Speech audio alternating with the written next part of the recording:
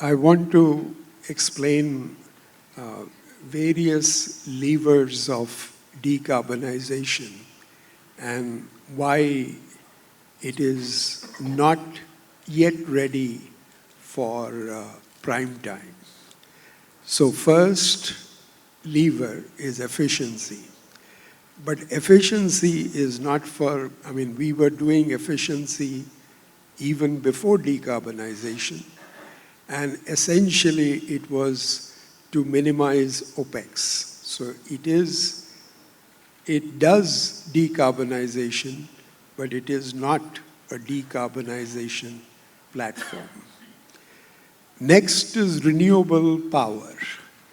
Now the good news of renewable power is when the sun is shining or the wind is blowing, the cost of the power is roughly 60% of the coal-based fossil power. That's the good news. The bad news is that stored power from a battery is 3 times the cost of renewable power. So when you do a weighted average, the cost is almost at parity with coal-based power. So in renewable power, in order to use it as a decarbonization lever, we need to reduce the cost of energy storage. That is the real elephant in the room. Next, we come to circular feed. Now, circular feed, which is either from biomass or plastic waste, unfortunately, none of them makes fossil parity. You can justify on the basis of farmers' income and others, but essentially, it will increase the cost of energy or fuel in the country. Now, circular feed is possible. We are also looking at it as a big platform, but essentially focusing on SAF, S-A-F. Use torrefied biomass, put it in a big gasifier, and then make SAF. Hydrogen. Now, we don't talk about blue hydrogen, but blue hydrogen actually now has reached parity in good old US.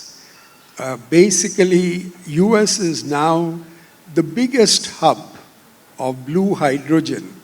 And remember, we don't care whether it is blue or green as long as it decarbonizes. So now, all the blue hydrogen is going to Europe, and that is setting the price. Unfortunately, green hydrogen is still very expensive. And unlike battery, where the costs are coming down, with next generation battery, electrolyzer costs are not coming down. Fixed for the last two and a half years, from 24, the decline of green hydrogen cost is essentially zero. And green hydrogen, the real cost is renewable power. The cost of the electrolyzer is 30% of the life cycle cost of hydrogen.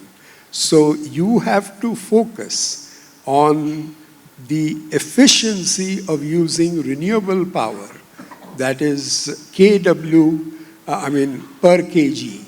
We have to minimize that, and we are not there yet. Not only we are not there yet, in the last 2 years, it has plateaued. So it is a problem. And if you have to export to Europe, you have to compete with the much lower cost blue hydrogen coming from the US. Next, we come to CCUS. U, that is utilization, is a chimera. It doesn't make sense. The total amount of CO2 is roughly 45 to 50 gigatons per year. This is double of crude, which is around 5 gigatons, gas, 4 gigatons, coal, 8 gigatons. I mean, there is no steel, 1.5 gigatons. I mean, how can you utilize 45 gigatons when all our fossil energy doesn't go beyond 20 or 25? I mean, everything, materials, aluminum, you name it. So forget utilization.